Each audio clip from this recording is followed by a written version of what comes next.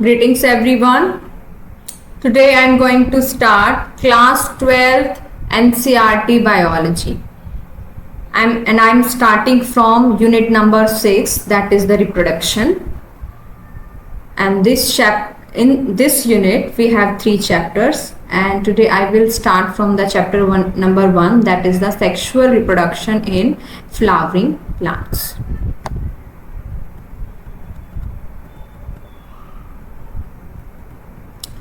So our first chapter is sexual reproduction in flowering plants. कि flower bearing plants के अंदर हमें देखना है कि जो सेक्सुअल रिप्रोडक्शन है वो कैसे होती है, इस चीज के बारे में हम पढ़ेंगे। बेटा चैप्टर स्टार्ट करने से पहले हमें चैप्टर का अच्छे से मतलब पता होना चाहिए। We should know the meaning of sexual reproduction in flowering plants. ठीक है, सो shall we start? Yes, these are the subtopics. इसमें हम पढ़ेंगे flower, a fascinating organ of angiosperms, pre-fertilization structures and events, double fertilization, post-fertilization structure and events, apomixis and polyembryony. These are the subtopics of this chapter. So I am starting. Yes. Are we not lucky that plants reproduce sexually? क्या हम lucky नहीं है कि plant sexually reproduce कर पा रहे हैं? ठीक है, क्योंकि हमें सबको पता है सेक्सुअल रिप्रोडक्शन का जो रिजल्ट होता है वो होता है बेटा सीड्स, फ्रूट। ठीक है, तो हम लकी तो हैं।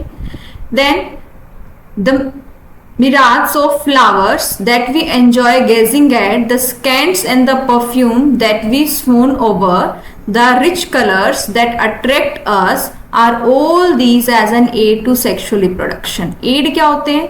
जो किसी भी प्रोसेस में हेल्प करें वो उनको बोलते हैं एड। सेक्सुअल रिप्रोडक्शन के एड है बेटा ये फ्लावर्स, जिसको हम एक लंबे टाइम तक देख सकते हैं, उनकी खुशबू, सेंट, ठीक है, जिसको हम एंजॉय करते हैं। ठीक है, उनके रिच कलर्स, डिफरेंट कलर के फ्लावर्स होते हैं ना जो हमें अट्रैक्ट करते हैं। तो ये सारी चीजें सेक्सुअल रिप्रोडक्शन की एड हैं, हेल्प करते हैं सेक्सुअल रिप्रोडक्शन में। ठीक है, तो हर एक वर्ड का आपको मीनिंग पता होना चाहिए बेटा।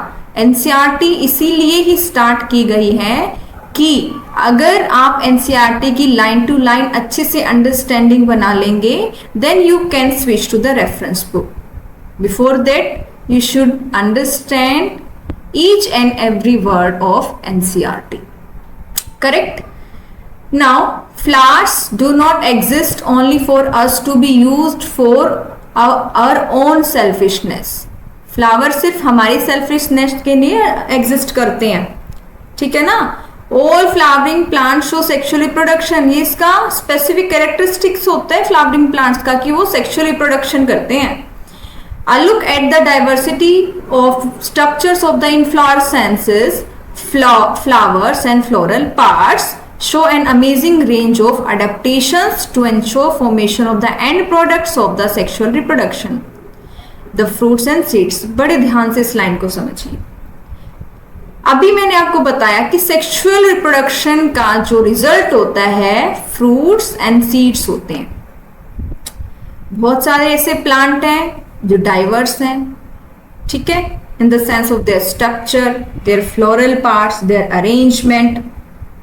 तो वो अपने अंदर कुछ ना कुछ एडेप्टेशन कर ही लेते हैं। किस चीज के लिए? कि जो उनके सेक्सुअल रिप्रोडक्शन का एंड प्रोडक्ट हो ना वो फ्रूट एंड सीड ही हो, because these are the useful, and इसी कारण वो क्या है, सर्वाइव भी कर पाएंगे। ठीक है, यहाँ पर एक वर्ड आता है बेटा इन्फ्लोरेसेंसेस। वैसे तो आप +1 क्लास में पढ़ के आए होंगे। इन्फ्लोरेसेंसेस क्या होता है? Arrangement of cluster of flowers on the floral axis. Floral axis पे डिफरेंट टाइप के फ्लावर्स या क्लस्टर ऑफ फ्लावर्स जब अरेंज होते हैं तो उसको बोलते हैं बेटा इन्फ्लोरेसेंस। ठीक है, in this chapter let us understand the morphology, structure and the processes of sexual reproduction in flowering plants. अभी मैंने एंजियोस्पर्म्स क्या होते हैं बेटा? Flower bearing plants. Flowering plants के लिए हम यूज करते हैं बेटा एंजियोस्पर्म्स। और एंजियोस्पर्म क्या होता है? सब डिवीजन होता है। ठीक है, क्या होता है? Sub division. इस चैप्टर में हम बेटा सेक्सुअल रिप्रोडक्शन के लिए जो हमारा ऑर्गन है फ्लावर, उसकी मॉर्फोलॉजी देखेंगे, उसका स्ट्रक्चर देखेंगे और प्रोसेस देखेंगे कि सेक्सुअल रिप्रोडक्शन होती कैसे है फ्लावरिंग प्लांट्स के अंदर। हमारा जो माइंड है वो बिल्कुल क्लियर होना चाहिए कि हम इस चैप्टर में क्या पढ़ने वाले हैं। तो हमारी पहला सब टॉपिक आता है flower, a fascinating organ of angiosperm. Flower क्या एक फैसिनेटिंग ऑर्गन है? फैसिनेटिंग ऑर्गन का मतलब क्या होता है बेटा? An organ of sexual reproduction, an organ of sexual reproduction. कि फ्लावर जो सेक्सुअल रिप्रोडक्शन का क्या है? ऑर्गन है। उसी की वजह से फ्लावरिंग प्लांट्स के अंदर सेक्सुअल रिप्रोडक्शन पॉसिबल है। ठीक है। Human beings have had an intimate relationship with flowers since the time immemorial. हमें याद भी नहीं है, तब से हमारा जो एक रिलेशनशिप है बेटा फ्लावर्स के साथ। Flowers are the objects of aesthetic, ornamental, social, religious and cultural value. साज सजावट का, सोशल वैल्यूज, धर्म से हम फ्लावर को लेके हम धर्म से जुड़े हुए हैं, कल्चरल वैल्यू है, कोई भी फेस्टिवल्स होता है फ्लावर्स हम यूज करते हैं, जब हम प्रे करते हैं तब भी हम फ्लावर्स यूज करते हैं। तो बहुत यूज है, बहुत वैल्यू है इसकी। They have always been used as symbols for conveying important human feelings such as love, affection, happiness, grief, mourning, etc. तो ह्यूमन फीलिंग्स को भी ये सिंबलाइज करता है। अब आपके लिए क्वेश्चन आ गया है, list at least 5 flowers of ornamental values that are commonly cultivated at homes and in gardens. इसके 5 फ्लावर के आपको नाम बताने हैं, ढूंढने हैं और आपको मुझे कमेंट बॉक्स में लिखने हैं। Find out the names of the 5 more flowers that are used in social and cultural celebration in your family. आपकी फैमिली में से गेंदे का फूल यूज होता है, ठीक है ना, रोज यूज होता है। तो ऐसे आपको 5 फ्लावर के और नाम बताने हैं जो ऐसे इवेंट्स में आपकी फैमिली में यूज होते हैं। ठीक है, बताने को तो बेटा मैं भी बता सकती हूँ। आपके माइंड में क्वेश्चन आएगा कि मैम ने तो बताया ही नहीं, लेकिन आप खुद से सर्च करोगे, खुद से ढूंढोगे और गूगल सर्च ना करके अगर आप फैमिली मेंबर से डिस्कस करके पता लगाओगे तो वो क्या है, लॉन्ग लास्टिंग मेमोरी के अंदर आपके जाएगा। ठीक है। Have you heard of floriculture? What does it refers to? आपने फ्लोरिकल्चर पढ़ा है, इसका मतलब क्या होता है? फ्लोरिकल्चर, कल्चर मतलब पैदा करना, फ्लोरी मतलब flower, study of growing and marketing flowers, उसको क्या बोलते हैं बेटा? Floriculture. To a biologist flowers are morphologically and embryological marvels and the sites of sexual reproduction. ये क्या है? फ्लावर्स वो साइट है बेटा जहां पे सेक्सुअल रिप्रोडक्शन होती है, क्योंकि फ्लावर के अंदर ही मेल और फीमेल जो ऑर्गन्स होते हैं वो प्रेजेंट होते हैं। ठीक है। In early classes you have read the various parts of a flower. Figure 1.1 will help you recall the parts of a typical flower.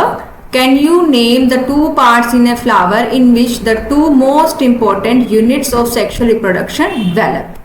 Most important sexual reproduction की यूनिट कौन सी होती है? Male gamete and female gamete.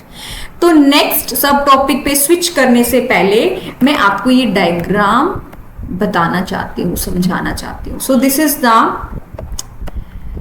LS of a flower. LS का मतलब longitudinal section. जब length wise vertically हम किसी flower को कट करते हैं तो हमें ऐसा दिखाई देता है। ठीक है ना। इसमें आपको 1 by 1 करके बताऊंगी कि कौन सी चीज क्या है। Give me 1 second. Yes, thank you. Okay, हम ये चीज देख रहे हैं बेटा, ये वाली चीज, ये होता है रिसेप्टेकल। क्या होता है? रिसेप्टेकल। रिसेप्टेकल का मतलब होता है to receive, to receive, receive करना, रिसीव। और इसका दूसरा नाम होता है बेटा थैलेमस। थैलेमस ऐसे बनता है। इसको बोलते हैं थैलेमस या फिर रिसेप्टेकल, जो फ्लोरल पार्ट्स को रिसीव करता है, जिससे फ्लावर प्लांट्स पार्ट्स जो है वो अटैच होते हैं, इसलिए इसको बोलते हैं रिसेप्टेकल। ठीक है, अब हमारे पास ना बेटा फ्लावर के 4 पार्ट्स होते हैं, 4 पार्ट्स। पहला होता है बेटा सेपल, दूसरा होता है बेटा पेटल, तीसरा होता है बेटा स्टेमन, और फोर्थ होता है बेटा कार्पेल। ये 4 फ्लावर के पार्ट्स हैं जो किससे जुड़े होते हैं, थैलेमस से, रिसेप्टेकल से। इस पिक्चर में ये क्या है बेटा, ये थैलेमस को शो कर रहा है, इसको शो कर रहा है, ये थैलेमस को शो कर रहा है। ठीक है, ये थैलेमस है। हमारा सेपल पहला क्या है, फर्स्ट फ्लोरल पार्ट है। ठीक है, इसके बाद पेटल, पेटल हमारा सेकंड है। उसके बाद है बेटा ये जो आपको दिखाई दे रहे हैं, ये वाला पार्ट, ये है थर्ड, जिसको बोलते हैं स्टैमन।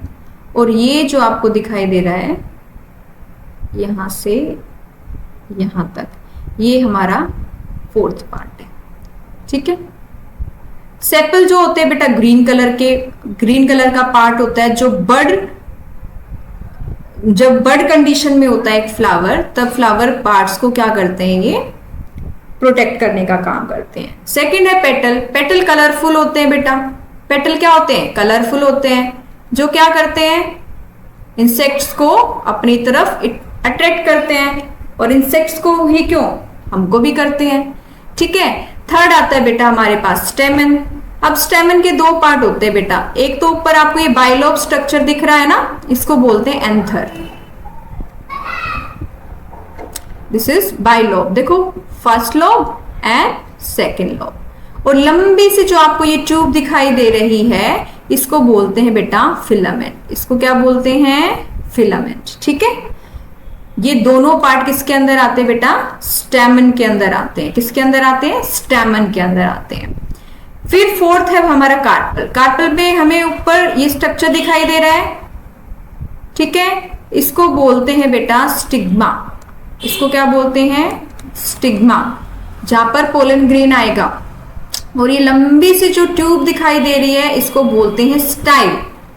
ठीक है, कार्पल के केस में इसको स्टाइल बोलते हैं, इसके स्टैमन के केस में इस लंबी सी ट्यूब को फिलामेंट बोलते हैं। और जो बिल्कुल लोअर मोस्ट पार्ट है, स्वोलन पार्ट है, इसको बोलते हैं बेटा ओवरी, जहां पे क्या बनेंगे, आपकी फीमेल गैमेट बनेगा। ठीक है, सो ये क्या थे, फ्लोरल पार्ट्स थे। अभी मैंने आपको इसका ओवरव्यू दे दिया है, इसके एक्सप्लेनेशन में आपको अभी एक्सप्लेन करती हूं।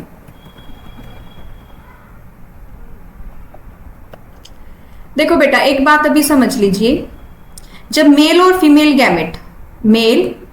फीमेल गैमेट जब फ्यूज करते हैं तो उस प्रोसेस को बोलते हैं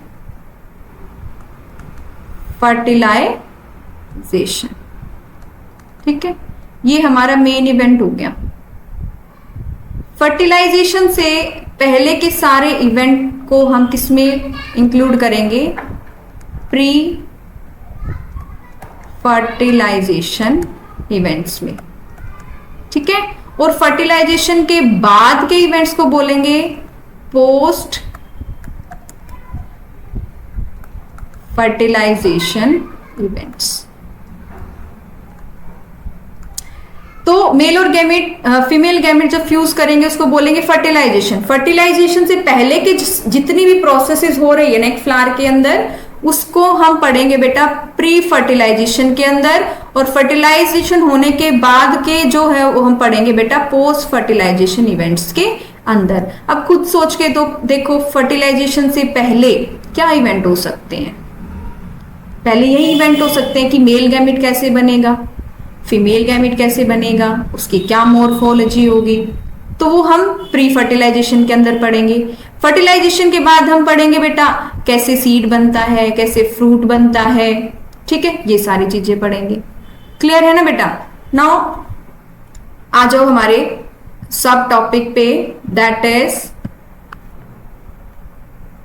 pre fertilization structures and events. Fertilization से पहले के स्ट्रक्चर्स और उनके इवेंट्स के बारे में हमने पढ़ना है। Much before the actual flower is seen on a plant, the decision that the plant is going to flower has taken place. एक प्लांट पे फ्लावर आने से पहले ही ये डिसाइड कर लिया जाता है कि इस जगह पर फ्लावर आएगा। ठीक है, ये डिसीजन पहले ही लिया जा चुका है। Several hormonal and structural changes are initiated which lead to the differentiation and further development of the floral primordium. The floral primordium. ठीक है, बहुत सारे हार्मोन के अंदर चेंज आते हैं बेटा। प्लांट के हार्मोन आपने क्लास 10 में भी पढ़े होंगे और क्लास 11 में भी पढ़े होंगे, जैसे auxin, gibberellin, cytokinin, abscisic acid, ethylene, ये हमारे प्लांट हार्मोन होते हैं। इनके अंदर चेंज आएगा तो स्ट्रक्चर के अंदर चेंज आएगा, तो हमारी जो सेल्स है, टिश्यू है, वो डिफ्रेंशिएट होना शुरू कर देंगी और क्या बना देंगी? Floral primordium. Floral primordium is nothing as floral bud, जहां से क्या निकलेगा, क्या अराइज होगा? फ्लावर। ठीक है, inflorescences are formed which bears the floral buds and then the flower. Inflorescence क्या होती है? Arrangement of the cluster of flowers on the floral axis. ठीक है, तो फ्लावर बनने से पहले तो फ्लोरल बर्ड्स बनेंगी। कलियां आपने सुनी भी होगी, किस शेप की होती हैं कलियां? Floral birds. एक सेकेंड, यस, ऐसे फ्लोरल बर्ड्स होते हैं ना, ऐसी कंडीशन में होते हैं हमारे पास, और अंदर ही क्या होते हैं? इनके पार्ट्स होते हैं। ठीक है, अंदर इनके क्या होते हैं बेटा? पार्ट्स होते हैं इस तरीके से। तो अभी तो ये बंद है, और कौन बंद कर रहा है इनको? कैलेक्स, जो मैंने आपको अभी बताया था। फर्स्ट जो आउटर मोस्ट फ्लोरल पार्ट था, कैलेक्स इसको प्रोटेक्ट करता है, ग्रीन कलर का होता है, आपने रोज में भी देखा होगा, नीचे की तरफ लगा हुआ होता है। ठीक है, तो एक एक वर्ड को, एक एक टर्म को बहुत अच्छे से आपको बेटा समझना है। Yes, now come in the flower the male and female reproductive structures, the androecium and gynoecium differentiate and develop. Flower के अंदर फीमेल और मेल रिप्रोडक्टिव पार्ट होते बेटा एंड्रोशियम एंड गाइनोशियम, जो डिफ्रेंशिएट हो जाते हैं। डोंट वरी, अभी आपको इनका मैं मीनिंग बताऊंगी। ठीक है, कि एंड्रोशियम क्या होता है, गाइनोशियम क्या होता है। ठीक है, you would recollect that the androecium consists of a whole of stamens representing the male reproductive organ and the gynoecium represents the female reproductive organ. अभी थोड़ी देर पहले ही तो मैंने आपको बताया था कि हम एक स्टेमन होता है पार्ट करके, और एक क्या होता है हमारे पास? कार्पेल होता है। तो अब ये एंड्रोशियम और गाइनोशियम क्या है, अभी आपको क्लियर कर देते हैं कि क्या होता है। एक नया वर्ड भी आपने सुना है, होल, ये क्या होता है, ये भी आपको क्लियर कर देते हैं। ठीक है, यस, अब आजिए देखो, ये था बेटा रिसेप्टेकल था हमारे पास। ठीक है, अब इस पे पेटल्स लगे हुए होंगे, इस तरीके से पेटल्स लगे होंगे ना। ये तो हम सिर्फ ये पार्ट दिखा रहे हैं, लॉन्गिट्यूडनल सेक्शन, लेकिन ये पेटल्स दो थोड़ी होते हैं, इसके आगे भी दो मिलेंगे, इसके साइड में भी दो मिल सकते हैं। तो ये क्या बनाते हैं? एक होल, एक सर्कुलर वे में क्या होते हैं? अरेंज होते हैं फ्लावर के अंदर, तो क्या बनाते हैं? होल बनाते हैं। ठीक है, सो यही इसका मीनिंग है whole, whole of stamen. Petals भी ऐसे अरेंज होते हैं और कैलेक्स भी ऐसे ही अरेंज होते हैं बेटा। ये दो नहीं होते बेटा, इसके पीछे भी मिलेंगे, इसके आगे भी मिलेंगे, एक सर्कल की फॉर्म में अरेंज होते हैं। ठीक है, इसलिए इसको होल बोलते हैं बेटा। और सेपल और पेटल, देखो ये सेपल मैंने सिर्फ एक के लिए यूज किया है, सेपल, और एक के लिए ही मैंने पेटल यूज किया है। लेकिन जब हम सारे सेपल्स को कलेक्टिवली एक नाम दे देते हैं कैलेक्स, क्या नाम देते हैं? कैलेक्स। और फ्लावर के अंदर सारे पेटल्स को हम एक नाम दे देते हैं बेटा कोरोला। क्या नाम देते हैं? कोरोला। अब आते हैं बेटा हम अपने स्टेमन पे। स्टेमन भी एक फिलामेंट है, इससे बाइलोब स्ट्रक्चर जुड़ा होता है जिसको एंथर कहते हैं, इसको फिलामेंट कहते हैं। जरूरी थोड़ी है एक को हमने बोल दिया बेटा स्टेमन, सिर्फ एक को मैंने बोल दिया स्टेमन, और उस फ्लावर के अंदर जितनी भी स्टेमन है सबको कलेक्टिवली हमने एक टर्म दे दी androecium. Androecium. Andro word use होता है बेटा मेल के लिए, तो ये मेल रिप्रोडक्टिव ऑर्गन है, that's why it is called the androecium. ठीक है, और ये जो आपको एंथर नजर आ रहा है बाइलोब्ड, इसके अंदर मेल गैमिट बनता है। ठीक है, फिर हमारे पास आ जाती है बेटा फीमेल रिप्रोडक्टिव ऑर्गन। ठीक है, ये क्या था? स्टिग्मा था, ये था स्टाइल, और ये क्या थी? ओवरी। इस एक को मैंने नाम दिया था बेटा, क्या नाम दिया था? कार्पेल। और इसको दूसरा नाम भी देते हैं बेटा पिस्टिल। क्या नाम देते हैं? पिस्टिल। एक को मैंने कार्पेल बोल दिया और ग्रुप ऑफ कार्पेल को मैंने नाम दे दिया गाइनोशियम। क्या नाम दे दिया? गाइनोशियम। ठीक है, तो ये सारे जो फ्लोरल पार्ट्स होते हैं वो एक सर्कुलर मैनर में अरेंज होते हैं, जिसके लिए मैंने एक वर्ड यूज कर दिया होल। आप समझ में आया? ठीक है, correct. Now come to the next. आज yes, okay, now our sub heading is stamen, microsporangium and pollen grain. हम जो है बेटा मेल पार्ट पे आ गए हैं। मेल पार्ट को मैंने क्या कहा था? स्टेमन।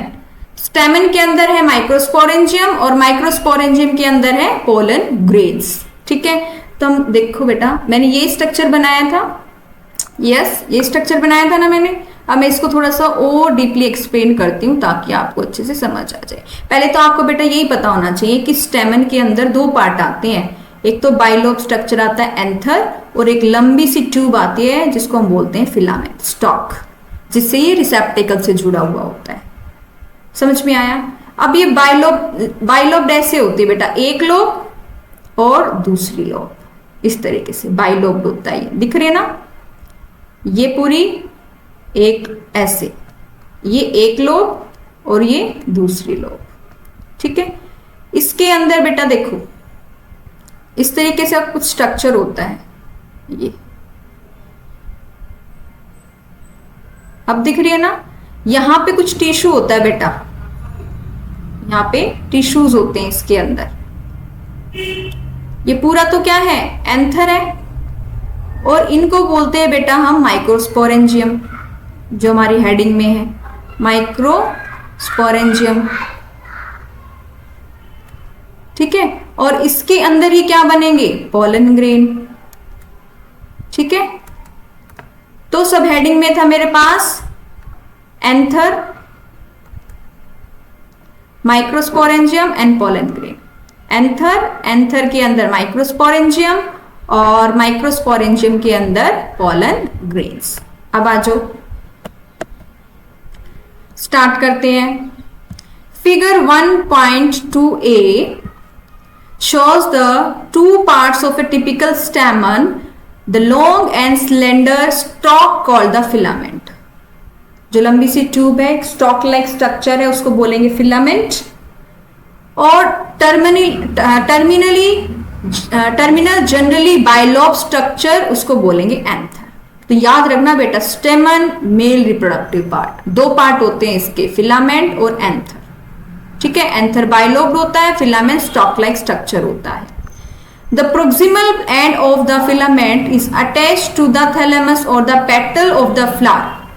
जो फिलामेंट होता है वो या तो थैलेमस से अटैच होगा या फिर फ्लावर के पेटल से होगा। ये डिफरेंट फ्लावरिंग प्लांट्स पे डिपेंड करता है।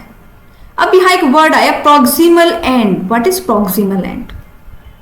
प्रोक्सिमल एंड वर्ड यूज करते हैं बेटा, एक तो हम प्रोक्सिमल एंड वर्ड यूज करते हैं और एक डिस्टल एंड यूज करते हैं। प्रोक्सिमल एंड का मतलब होता है कोई भी पार्ट जो जहां से ओरिजिनेट हो रहा है उस पार्ट को बोलेंगे प्रोक्सिमल और उससे दूर वाले को बोलेंगे डिस्टल। ठीक है, एक मिनट मैं आपको क्लियर करती हूं। यस, देखो मान लो ये हमारा है थैलेमस, यहां से फिलामेंट ओरिजिनेट हो रहा है बेटा, इस वाले पार्ट से ओरिजिनेट होता है, तो इसको प्रोक्सिमल एंड बोलेंगे। ठीक है, और यहां पर इसकी लोब आ जाती है, और प्रोक्सिमल से दूर वाले एंड को डिस्टल एंड बोलते हैं। डिस्टल मतलब डिस्टेंस, तो हमेशा टर्मिनोलॉजी याद करना, इसको प्रोक्सिमल बोलेंगे, इसको डिस्टल बोलेंगे। ठीक है, क्लियर है। मैं फिर कह रही हूं बेटा, एक एक वर्ड को बड़े ध्यान से याद करिए, क्योंकि इनकी जो मीनिंग होते हैं वो हर जगह सेम ही होते हैं। The number and length of stamens are variable in flowers of different species. Different species के अंदर जो stamen का नंबर है और उसकी जो लेंथ होती है वो वेरी करती है। If you were to collect a stamen each from 10 flowers, each from different species, and arrange them on a slide, you would be able to appreciate the large variation in size seen in nature. अगर आप 10 flower 10 variety के इकट्ठा करोगे, उसको observe करोगे, तो उनके size में आपको वेरिएशन नजर आएगी। ठीक है, careful observation of each stamen under a dissecting microscope and making neat diagrams would elucidate the range in shape and attachment of anthers in different flowers. अगर आप क्या है स्टेमन को एक डाइसेक्टिंग माइक्रोस्कोप के अंदर, माइक्रोस्कोप जिसके अंडर हम अपने जो स्पेसिमेन है उसको रख के डाइसेक्ट करते हैं ना, उसको डाइसेक्टिंग माइक्रोस्कोप कहते हैं, और वो हमें क्लियरली क्या बताएगा, एंथर की शेप और उसकी अटैचमेंट बताएगा डिफरेंट फ्लावर्स के अंदर। तो इसमें भी क्या होती है बेटा, वेरिएशन होती है। कोई एंथर बेस से अटैच होता है, कोई एंथर साइड से फिलामेंट से अटैच होता है, तो यहाँ पर हमारे पास वेराइटी ऑफ एंथर आ जाते हैं on the basis of attachment of filament. Now a typical angiosperm anther is bilobed with each lobe having 2 theca, they are dithecous. ठीक है, उनको क्या बोलेंगे, डाइथिकस। अगर एक एंजियोस्पर्म के, एक फ्लावरिंग प्लांट के एंथर में 2 लोब हैं, ठीक है, और उन दोनों लोब में 2 थीका हैं। अभी मैंने बताया था ये 2 लोब हैं और ये क्या है, 2 थीका हैं, 2 इसमें 2 इसमें, तो इसको हम बोलेंगे डाइथिकस कंडीशन। ठीक है, often a longitudinal groove runs lengthwise separating the theca. एक लेंथवाइज ग्रूव, ये वाली बेटा, ये वाली एक लेंथवाइज ग्रूव क्या करते हैं, इन लोब्स को सेपरेट करती है। ठीक है, let us understand the various types of tissues and their organization in the transverse section of an anther। तो ये मैंने आपको ट्रांसवर्स सेक्शन ही अच्छा ट्रांसवर्स, ये तो लॉन्गिट्यूडिनल सेक्शन था, इसे नेक्स्ट वाला ट्रांसवर्स सेक्शन है बेटा, उसमें हम एंथर को और अच्छे से समझ पाएंगे। तो पहले हम उस डायग्राम को ही समझते हैं, then we will come to the theory part. ठीक है, नाउ सी, अगर मैं ये बाइलोब स्ट्रक्चर बनाती हूं और इसको मैं ऐसे कट करती हूं, तो मुझे कुछ ऐसा स्ट्रक्चर नजर आता है। देखो, अगर मैं ऐसे करूं तो ये एक लोब, ये दूसरी लोब, ये एक थीका, ये दूसरा थीका, ये दूसरी लोब का एक थीका, ये दूसरा थीका। ठीक है ना, समझ में आया बेटा। अब इसमें हमने बेटा लेयरिंग पढ़नी है। ये जो आपको लेयर्स दिखाई दे रही ना, इन लेयर के बारे में आपको पढ़ना है, और इसको जूम करके दिखाया गया है इस वाले डायग्राम में। सबसे बाहर वाली है बेटा एपिडर्मिस, सबसे बाहर वाली है एपिडर्मिस, उससे अंदर वाली है बेटा एंडोथीशियम, और उससे इनर मोस्ट है बेटा middle layers, and inner most है बेटा आपकी टैपेटम, इनर मोस्ट है आपकी टैपेटम। और टैपेटम के अंदर आपको ग्रुप ऑफ सेल्स नजर आ रही हैं। ठीक है, इनको बोलते हैं माइक्रोस्पोर मदर सेल्स, इनको क्या बोलते हैं, माइक्रोस्पोर मदर सेल। ठीक है, तो ये इनकी लेयर्स की स्टडी हो गई। अब आ जाओ, अब हमारे पास जो पहले वाला डायग्राम था वो था TS of a young anther, anther का टीएस दिखाया गया था।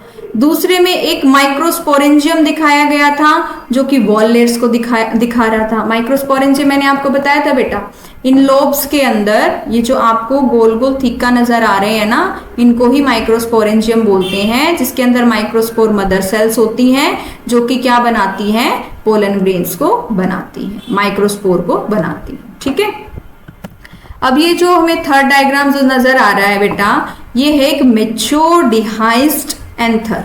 मैच्योर हो चुका है, यंग हो चुका है, इसका मतलब क्या है, मैच्योर होने का मतलब है कि पोलन ग्रेन बन चुके हैं और वो एंथर से बाहर निकलने को तैयार हैं। ठीक है ना, तो देखो ये आपको वही लेयर्स नजर आ रही हैं सारी, 4 की 4 लेयर्स है यहाँ पे। ये आपके पहले यंग माइक्रोस्पोरेंजियम के अंदर तो माइक्रोस्पोर मदर सेल नजर आएंगी, लेकिन यंग माइक्रोस्पोरेंजियम के अंदर आपको क्या नजर आएंगे, पोलन ग्रेन्स, पोलन ग्रेन नजर आएंगे आपको। और यही डिफरेंस होता है यंग एंथर और मैच्योर एंथर के बीच में। डिहाइसेंस का मतलब होता है इन लाइनिंग्स का सेपरेट आउट हो जाना, अलग हो जाना, ताकि ये बाहर निकल जाए। बाहर निकलने की प्रोसेस को ही डिहाइसेंस बोलते हैं। पोलन ग्रेन का यंग एंथर से या सॉरी मैच्योर एंथर से बाहर निकलना ही डिहाइसेंस कहलाता है। ठीक है, तो मैंने एक ओवरव्यू आपको दे दिया है। Now come to the theoretical part. Yes, अब आप इजीली इस चीज को समझ जाएंगे। Yes, come. The bilobe nature of an anther is very distinct in the transverse section of the anther. The anther is four-sided tetragonal, 4 है तो हम 4 साइड है तो टेट्रागोनल वर्ड यूज करेंगे किसके लिए, एंथर के लिए, जिसके अंदर 4 माइक्रोस्पोरेंजिया होते हैं जो कि हर लोब के कॉर्नर्स पे प्रेजेंट होते हैं। Very simple. ठीक है, अब कुछ भी मुश्किल नहीं बेटा, सिर्फ हमें थ्योरी पार्ट पढ़ना और आपको समझ आ जाएगा। The microsporangia develop further and become pollen sac. देखो जब यंग स्टेज पे जब एंथर होता है ना तो उसको माइक्रोस्पोरेंजिया कहते हैं, लेकिन जब उसमें पोलन ग्रेन बनने शुरू हो जाते हैं, माइक्रोस्पोर बनने शुरू हो जाते हैं, अभी मैं आगे आपको माइक्रोस्पोर और पोलन ग्रेन के अंदर डिफरेंस भी बताऊंगी। ठीक है, तो हम उसको उन्हीं माइक्रोस्पोरेंजिया को हम पोलन सैक बोलने लग जाते हैं। बिल्कुल भी कंफ्यूज नहीं होना इन टर्मिनोलॉजी में। यंग एंथर में माइक्रोस्पोरेंजिया होता है और वो जब थोड़ा मैच्योर हो जाता है तो उसको हम पोलन सैक कहने लग जाते हैं। ठीक है, they extend longitudinally all through the length of an anther and are packed with pollen grain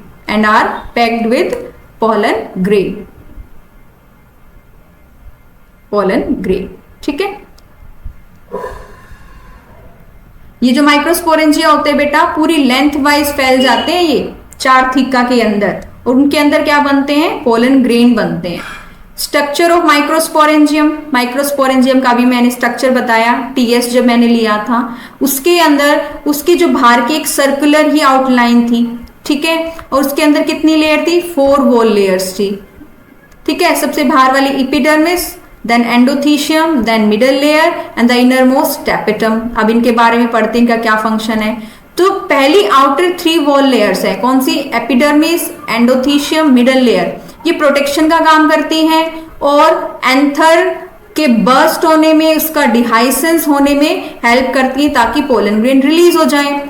and the inner most wall layer is tapetum. Tapetum का काम क्या है, जो पोलन ग्रेन्स बन रहे हैं, मेल गैमेटोफाइट जो बन रहा है उसको नरिशमेंट प्रोवाइड करना, उसका पालन पोषण करना, उसके डेवलपमेंट में हेल्प करना। ठीक है, तो टैपेटम पोजेस, जो टैपेटल सेल्स होती हैं उनके अंदर डेंस साइटोप्लाज्म होता है और एक से ज्यादा न्यूक्लियस होते हैं। अब सोच के देखो ये ऐसी कंडीशन कैसे है बाई न्यूक्लिएट की, बेटा सेल वॉल फॉर्मेशन नहीं हो पाई, सेल मेम्ब्रेन फॉर्मेशन नहीं हो पाई, साइटोकाइनेसिस नहीं हो पाया। ठीक है, that's why it is by nucleated. When the anther is young, a group of compactly arranged homogeneous cells called the sporogenous tissue occupies the center of each microsporangium. अगर हर एक microsporangium के बारे में अगर हम बात करेंगे बेटा तो उसमें क्या होती है, जैसे कि मैं एक माइक्रोस्पोरेंजिया की बात कर रही हूँ, इसके अंदर बहुत सारी कौन सा टिश्यू भरा होता है, स्पोरोजीनस टिश्यू, और इनकी सेल्स को ही स्पोर मदर सेल्स बोलते हैं बेटा, जो आगे माइक्रोस्पोर को बनाएगी और माइक्रोस्पोर आगे चेंज हो जाएगा पोलन ग्रेन के अंदर। क्लियर है, तो ये चीज क्लियर करके रखनी है बेटा। देखो ऐसे ही था हमारे पास, कुछ ऐसा ही स्ट्रक्चर था। सर्कुलर सी आउटलाइन है ना, ये हमारी माइक्रोस्पोरेंजियम है जिसके अंदर क्या फिल है हमारा, स्पोरोजीनस टिश्यू फिल है। ठीक है, इसके अंदर क्या है हमारा, स्पोरोजीनस टिश्यू है। ठीक है, now come to the next, when the anther is young, where we were, yes, when the anther is young, a group of compactly arranged homogeneous cells called the sporogenous tissue occupies the center of each microsporangium. ठीक है, now come to the next, microsporogenesis. Microsporogenesis, इसको दो में divide कर लो बेटा, इस word को आप कैसे याद रखोगे, इसको दो में डिवाइड कर लो, कैसे, माइक्रोस्पोर प्लस जेनेसिस, जेनेसिस।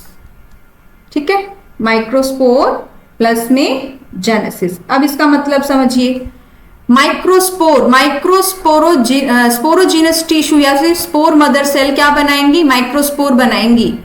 ठीक है, और जेनेसिस मतलब बनना, माइक्रोस्पोर का बनना, कि अब जो स्पोरोजीनस टिश्यू है, माइक्रोस्पोर मदर सेल है, वो कैसे माइक्रोस्पोर को बनाती है, उस प्रोसेस के बारे में अब हम पढ़ने वाले हैं। क्लियर है, सबसे पहले हमें क्लियर होना चाहिए बेटा हेडिंग के बारे में कि हम पढ़ क्या रहे हैं। ठीक है, सो the anther develops, as the anther develops, the cells of the sporogenous tissue undergo meiotic division to form microspore tetrad. What would be the ploidy of cells of the tetrad? Yes, be vigilant. Yes, हमने सबसे पहले तो पढ़ा बेटा structure, क्या पढ़ा हमने, अंतर का स्ट्रक्चर पढ़ा था। अब हम इसकी प्रोसेसेस पढ़ने जा रहे हैं प्री फर्टिलाइजेशन की, कि माइक्रोस्पोर कैसे बन रहा है। मान लो ये मेरे पास क्या है, microspore mother cell, microspore mother cell है, ये मियोसिस के थ्रू, आपको पता होना चाहिए कि मियोसिस जो है जर्म सेल्स ही शो करती हैं इस टाइप की सेल डिवीजन। तो हमारे पास 4 क्या बन जाएंगे, माइक्रोस्पोर बन जाएंगे, 4 क्या बन जाएंगे, माइक्रोस्पोर बन जाएंगे। इसको बोलते हैं हम टेट्राड। क्या बोलते हैं, टेट्राड, क्योंकि 4 बनेंगे, क्योंकि मियोसिस में एक सेल से कितनी सेल बनती है, 4 सेल बनती है। और माइक्रोस्पोर की जो प्लोइडी होती है वो बेटा 2n होती है, तो इनकी प्लोइडी क्या हो जाएगी, n हो जाएगी, क्योंकि मियोसिस क्या होती है, एक रिडक्शनल डिवीजन होती है। कौन से टाइप की डिवीजन होती है, रिडक्शनल डिवीजन होती है। इसमें नंबर ऑफ क्रोमोसोम क्या हो जाते हैं, रिड्यूस हो जाते हैं। तो हमारा आंसर क्या होगा, जो हमारा टेट्राड बना है इसकी प्लोइडी क्या होगी, n। ठीक है, समझ में आया, माइक्रोस्पोर टेट्राड ये इस तरीके से अरेंज होते हैं बेटा, 1 2 3 और एक इसके पीछे होता है। इस तरीके से टेट्राड की फॉर्म में क्या होते हैं ये बेटा, बनते हैं। Clear, now come to the next.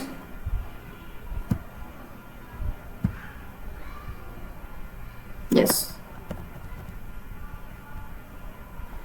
Yes, yes, as each cell of the sporogenous tissue is capable of giving rise to a microspore tetrad, sporogenous tissue की हर एक सेल के अंदर कैपेबिलिटी है कि वो माइक्रोस्पोर टेट्राड बना सके। ठीक है, each one is a potential pollen और माइक्रोस्पोर मदर सेल, तो उसको हम क्या बोलेंगे, microspore mother cell. The process of formation of microspores from a pollen mother cell या फिर microspore mother cell through meiosis is called the microsporogenesis. Now you clear, the microspores as they are formed are arranged in a cluster of 4 cells, the microspore tetrad। मैंने अभी आपको बताया, as the anthers mature and dehydrate, जैसे जैसे anther mature होते हैं और water loss करते हैं तो microspore dissociate from each other and develop into pollen grain. Yes, यहाँ पर वो टाइम आ गया जब मैं आपको दोनों टर्म्स के बीच में डिफरेंस समझाऊंगी। ठीक है, अब मेरे पास टेट्राड बन गया था बेटा, क्या बन गया था मेरे पास, टेट्राड बन गया था माइक्रोस्पोर का। जब एंथर मैच्योर होता है, डिहाइड्रेट होता है ना, तो ये माइक्रोस्पोर क्या हो जाते हैं, अलग। ठीक है, और ये किसके अंदर कन्वर्ट हो जाते हैं, पोलन ग्रेन के। कैसे कन्वर्ट होंगे, इनके कुछ स्ट्रक्चर में डिफरेंस आएगा, कुछ मॉडिफिकेशन आएगी इनके स्ट्रक्चर में। क्या स्ट्रक्चर में डिफरेंस आएगा बेटा, मान लो ये साइटोप्लाज्म है, उस साइटोप्लाज्म के बाहर वाली लेयर है सेल मेम्ब्रेन, और इससे बाहर वाली लेयर बनेगी बेटा जिसको हम बोलेंगे इंटाइन, ठीक है, और इससे बाहर वाली लेयर बनेगी बेटा एक्साइन। क्या बनेगी? एक्साइन। ये है एक्साइन, ये है इंटाइन, और ये है बेटा हमारी सेल मेम्ब्रेन, और इसके अंदर क्या फिल्ड है बेटा? साइटोप्लाज्म। क्या होता है बेटा, कुछ कुछ जगह पे ना, कुछ कुछ जगह पे हमारी ये जो बाहर वाली एक्साइन है ना वो मिस होती है। मान लो यहाँ पे ये है ही नहीं, ठीक है, तो इसको हम बोलते हैं बेटा जर्म पोर। क्या बोलते हैं? जर्म पोर। ये जो बाहर वाली एक्साइन होती है ना बेटा, ये बनी हुई होती है बेटा, एक मटेरियल होता है जिसको बोलते हैं हम स्पोरोपोलेनिन। क्या बोलते हैं? स्पोरोपोलेनिन। जहां पे ये मटेरियल डिपॉजिट नहीं होता है उसी को हम क्या बोलते हैं बेटा? जर्म पोर, क्योंकि इसी से क्या पोलन ट्यूब निकलेगी बाहर, ठीक है। तो कुछ इंफॉर्मेशन मैंने आपको देती है, कुछ मैं आपको थ्योरी पार्ट में समझाती हूं। Yes, inside each microsporangium several thousands of microspore pollen grains are formed that are released with the dehiscence of anther। Anther का डिहाइसेंस होता है, जब वो खुल जाता है तो पोलन ग्रेन्स बहुत सारे बाहर निकल आते हैं। अब हम पढ़ते हैं कि पोलन ग्रेन के बारे में, ठीक है। तो pollen grain represent the male gametophyte. तो हम ये याद रखना, मोस्ट इंपॉर्टेंट लाइन, बड़े बच्चे इसमें कंफ्यूज होते हैं, मेल गैमेट है, मेल गैमेटोफाइट है। तो ये मेल गैमेटोफाइट है। मेल गैमेटोफाइट वो होता है जो आगे मेल गैमेट को बनाएगा। If you touch the opened anthers of hibiscus or any other flower, you would find deposition of yellowish powdery pollen grains on your finger। Hibiscus से क्यों लिया? क्योंकि इसमें एंथर बड़ा लार्ज साइज का होता है, ठीक है। जब ऐसी कंडीशन में उस फ्लावर को लो जब एंथर्स ओपन है, डिहाइसेंस उनका हो गया है, तो उसके ऊपर आप क्या है, येलो येलो कलर के पाउडर से पोलन ग्रेन्स देखोगे, ठीक है। इन पोलन ग्रेन्स को के ऊपर कुछ ड्रॉप ऑफ वाटर डालो, ग्लास स्लाइड लो और उसको क्या करो बेटा? ऑब्जर्व करो। तो देखो ऐसे होते हैं एंथर्स, सॉरी पोलन ग्रेन्स। ये अलग टाइप के हैं, ये अलग टाइप के हैं। ये देखो बाहर कैसे ये दिख रहे हैं ना, इसको एक्साइन बोलते हैं। देखो ये कांटे कांटे से नजर आ रही है, एक्साइन होती है बेटा, देखो ये एक्साइन होती है, ठीक है, ठीक है। ये देखो टेट्राड, ये क्या है? टेट्राड है, 1 2 3 4। टेट्राड की कंडीशन में माइक्रोस्पोर है। समझ में आया? ठीक है। Now come to the next point. उसको हमने पोलन ग्रेन को माइक्रोस्कोप के अंदर देखना है। You will really be amazed at the variety of architecture, sizes, shape, colours, design seen on the pollen grain from different species. जैसे कि आप इन स्ट्रक्चर्स में देख रहे हो कि ये जो पोलन ग्रेन्स हैं इनमें बहुत वेराइटी है, चाहे हम उसका साइज देख लें, शेप, कलर और design. Pollen grains are generally spherical, measuring about 25 to 50 micrometres in diameter. कितना डायमीटर होता है? 25 से लेकर 50 मिलीमीटर्स तक हो सकता है। इसके अंदर प्रोमिनेंटली 2 लेयर होती हैं। आउटर जो हार्ड लेयर होती है उसको एक्साइन बोलते हैं, जो बनी हुई होती है स्पोरोपोलेनिन मटेरियल से, जो कि मोस्ट रेजिस्टेंट ऑर्गेनिक मटेरियल है। मतलब कोई भी चीज इसको क्या है, खत्म नहीं कर सकती, डिग्रेड नहीं कर सकती। ये हाई टेम्परेचर पे सर्वाइव इसलिए करते हैं pollen grain because of the sporopollenin material present in the exine. ना तो स्ट्रॉन्ग एसिड का इस पे असर होता है, ना एल्कली का। No enzyme that degrades sporopollenin is so far known. कोई ऐसा एंजाइम अब तक नहीं मिला है हमें जो स्पोरोपोलेनिन को डिग्रेड कर सके, ठीक है। तो पोलन ग्रेन की एक्साइन में एक प्रोमिनेंट अपर्चर होता है जिसको जर्म पोर कहते हैं। अब अभी मैंने बताया जहां पर स्पोरोपोलेनिन एब्सेंट होगी वही क्या होगा? जर्म पोर होगा, ठीक है। Pollen grains are well preserved as fossils because of the presence of sporopollenin. अभी मैंने आपको बताया because of the sporopollenin, this is the hard material, ठीक है, जिसके कारण जो हमारा पोलन ग्रेन है बहुत टाइम तक क्या है बेटा? डिग्रेड नहीं होता, प्रेजेंट रहता है। The exine exhibits a fascinating array of patterns and designs. Exine एक फैसिनेटिंग एरे ऑफ पैटर्न, जैसे वो हमें स्पाइन लाइक पैटर्न्स, हमें डिजाइन और पैटर्न दिखाई दे रहे थे, वो एक्साइन के कारण है। Why do you think the exine should be hard? Exine hard क्यों होनी चाहिए? क्योंकि बेटा अगर कहीं भी मान लो हमारा पोलन ग्रेन जो है स्टिग्मा तक नहीं पहुंच पाया, फीमेल गैमेट तक नहीं पहुंच पाया, तो high temperature, high pressure, drought condition, ठीक है, एंजाइम, इनको डिग्रेड, इनको खत्म कर देंगे। अगर पोलन ग्रेन खत्म हो गया तो बेटा फीमेल गैमेट से अगर फर्टिलाइज नहीं हुआ तो हमारी आगे जो सेक्सुअल रिप्रोडक्शन है वो रुक जाती है। ठीक है, what is the function of जंप पोर? जंप पोर का क्या फंक्शन है? यहाँ से पोलन ट्यूब निकलेगी, इसके बारे में मैं आगे बताऊंगी। इनर वॉल जो होती है उसको बोलते हैं इंटाइन। ये क्या होती है? थिन होती है, कॉन्टिन्यूस लेयर होती है, जो किसकी बनी होती है बेटा? Cellulose and pectin. अब साइटोप्लाज्म के चारों तरफ होती है प्लाज्मा मेम्ब्रेन। ठीक है, अब एक थोड़ा सा नया सा पॉइंट सामने आया बेटा, नया सा पॉइंट सामने आया है। पहले मैं आपको समझाऊंगी, फिर थ्योरी पार्ट पे आएंगे। ठीक है, अब मेरे पास बेटा ये पोलन ग्रेन है। ठीक है, इसमें क्या होता है? इसमें मैंने सिर्फ ये अंदर की दिखाई हुई है सारी चीजें, वही इसके अंदर न्यूक्लियस है, वैक्यूल है। इसमें क्या होता है कि बेटा डिवीजन होती है, साइटोप्लाज्म के अंदर डिवीजन होती है। ठीक है, और अनइक्वल डिवीजन होती है। देखो फिगर 1.5 के ए पार्ट में दिखाया गया है enlarge view of pollen grain tetrad. इसमें तो हमें क्या दिखा दिया? ए में दिखा दिया टेट्राड दिखा दिया। ठीक है, बी में हमें क्या दिखाए? Stages of microspore maturing into pollen grain. B से लेकर के बी में क्या दिखाएंगे? स्टेजेस दिखाई गई है, एक के बाद क्या स्टेज आती है कि माइक्रोस्पोर मैच्योर होके क्या बन जाएगा? पोलन ग्रेन बन जाएगा।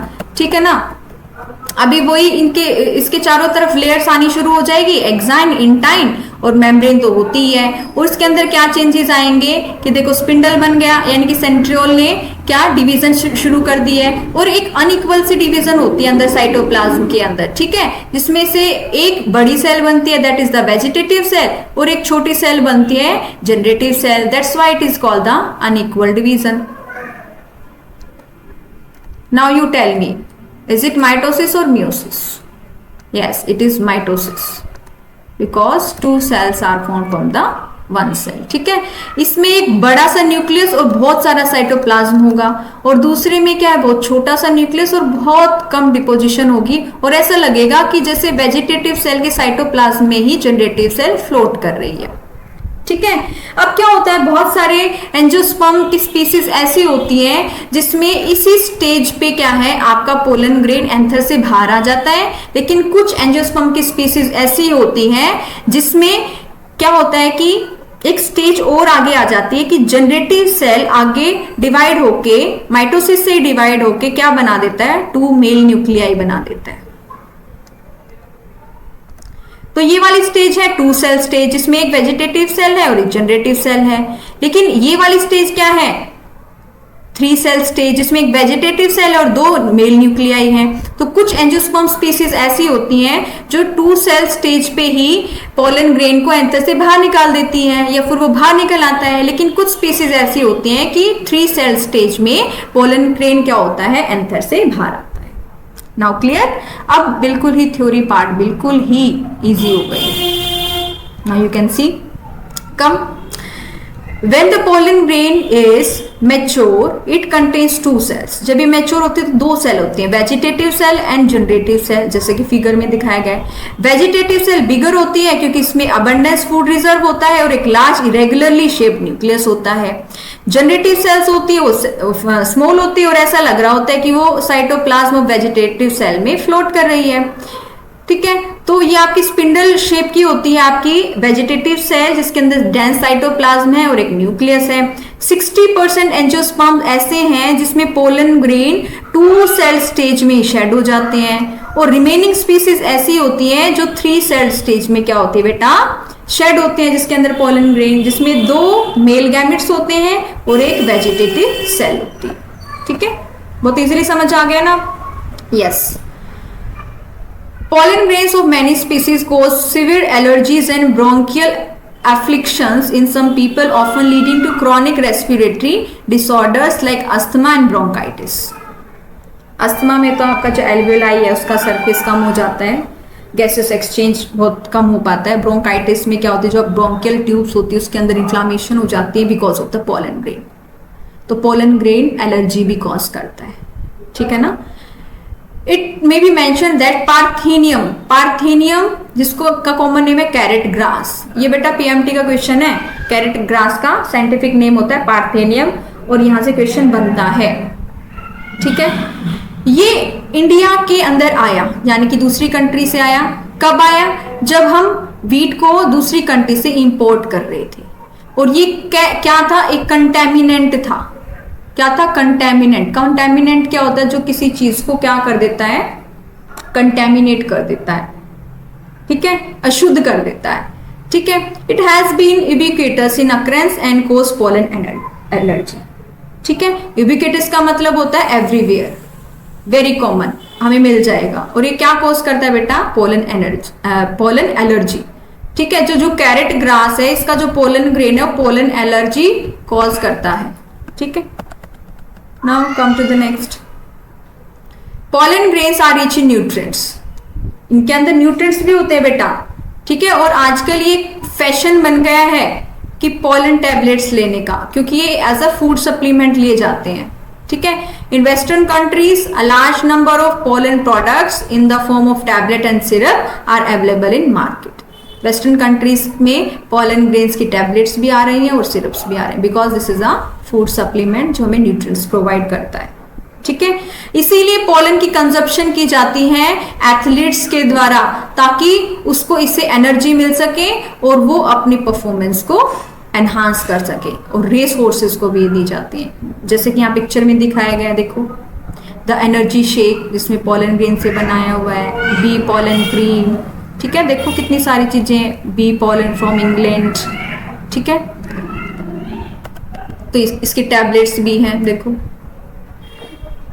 when once they are shed, pollen grains have to land on the stigma before they lose viability if they have to bring about fertilization। अब यहाँ पे मैं आपको कुछ समझाना चाहती हूँ जिससे आपको ये पैराग्राफ बहुत इजीली समझ आ जाएगा। सी बेटा, this is the thalamus, this is ovary, this is style, and this is stigma. This is filament, and this is anther. Right? अब एंथर से क्या निकला? Pollen grain. इस पोलन ग्रेन को यहाँ स्टिग्मा पे आना है, और फिर यहां से मेल गैमेट क्या है? यहाँ हमारा फीमेल गैमेट है, यहां से आएगा तभी तो इसके साथ मेट करके फर्टिलाइजेशन करेगा, और वही जरूरी है। तो पोलन ग्रेन को स्टिग्मा तक पहुंचना है, और यहां तक पहुंचने तक उसकी वायबिलिटी होना चाहिए, वो जिंदा होना चाहिए। वायबिलिटी का मतलब होता है capability to fertilize the egg, to fertilize the female gamete. ठीक है, तो इसी टॉपिक के रिलेटेड इसमें बात कही गई है कि जो पोलन ग्रेन है वो स्टिग्मा पर लैंड हो जाना चाहिए, जिससे पहले कि वो अपनी वायबिलिटी को लूज कर दे, यानी कि अपनी capacity to fertilize the egg वो लूज कर दे। ठीक है, how long do you think the pollen grains retain viability? आप क्या सोचते हो कितना लंबा टाइम तक ये वायबल रह सकता है? So the period for which pollen grains remain viable is highly variable and to some extent depends on the prevailing temperature and humidity। ठीक है, तो ये पोलन ग्रेन की वायबिलिटी डिफरेंट होती है बेटा डिफरेंट स्पीसीज के अंदर, और बहुत एक्सटेंट तक ये डिपेंड करती है कि वहां का टेम्परेचर क्या है और ह्यूमिडिटी क्या है। बहुत सारे सीरियल्स प्लांट्स ऐसे देखे गए हैं, जैसे कि राइस एंड व्हीट, जिसमें कि पोलन ग्रेन 30 मिनट तक ही वाइबिलिटी होती है। जैसे ही वो एंथर से रिलीज होगा 30 मिनट के अंदर अंदर अगर वो लैंड हो गया तो फर्टिलाइजेशन हो जाएगी, नहीं तो नहीं होगी। लेकिन अगर हम मेंबर्स ऑफ रोजेसी फैमिली की बात करें, लेग्यूमिनेसी, सोलेनेसी, तो इसमें मंथ्स तक वाइबिलिटी होती है। ठीक है, आपने कभी सुना होगा सीमन के स्टोर करने के बारे में, ऐसे ही सीमन और स्पर्म के स्टोरेज के बारे में। ऐसे ही क्या होता है बेटा, पोलन ग्रेन की स्टोरेज होती है। किसके लिए? आर्टिफिशियल इंसेमिनेशन के लिए। आर्टिफिशियल इंसेमिनेशन मतलब मैन मेड तरीके से आर्टिफिशियली जब हम क्या करते हैं, मेल गैमेट को फीमेल गैमेट के पास लेकर आते हैं फर्टिलाइजेशन के लिए, उसको आर्टिफिशियल इंसेमिनेशन कहते हैं। आर्टिफिशियल इंसेमिनेशन के बारे में मैं आपको नेक्स्ट चैप्टर ह्यूमन रिप्रोडक्शन में बहुत अच्छे से समझाऊंगी। ठीक है, तो पोलन ग्रेन को भी स्टोर किया गया, भाई ये एक बहुत अच्छी स्पीसीज है, उसको हमने एक्सटिंक्ट नहीं होने देना, तो उसके पॉलन ग्रेन्स को क्या कर लो, स्टोर कर लो, और बहुत सालों तक हम कर सकते हैं, फॉर इयर्स। कैसे? लिक्विड नाइट्रोजन में उसको स्टोर किया जाता है एट -196 डिग्री सेल्सियस, ठीक है। Such stored pollen can be used at pollen banks similar to seed banks in crop breeding programs. अब एनिमल्स के अंदर तो आर्टिफिशियल इंसेमिनेशन के लिए स्टोर करते हैं, और प्लांट्स के लिए हम क्रॉप्स के अंदर ब्रीडिंग करते हैं एक डिजायर्ड कैरेक्टर पाने के लिए, तो उसको हम बोलेंगे पोलन बैंक्स, जैसे कि हमारे पास क्या होता है, सीड बैंक। तो today I think this is enough. In next video, I will resume from this topic, the pistil, megasporangium and embryo sac. Till then, बेटा keep studying, keep growing. कुछ भी समझ नहीं आता है तो please feel free to ask in comment box.